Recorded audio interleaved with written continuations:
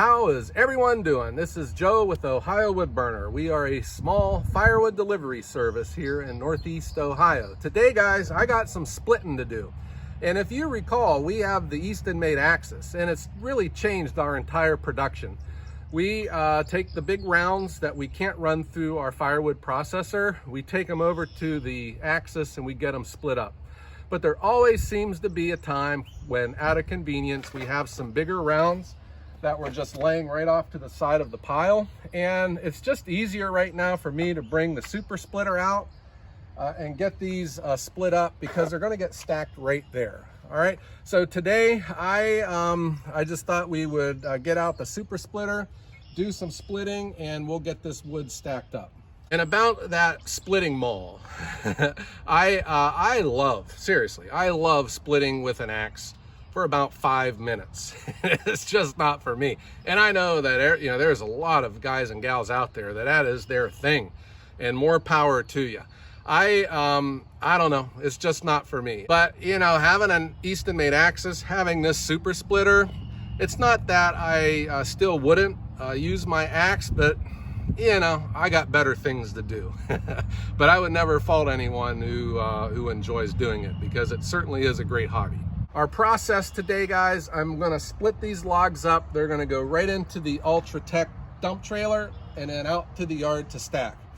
I want to point something out though, and I think a lot of you guys will appreciate this. I had just processed some hickory and it left a whole bunch of hickory scraps in my trailer.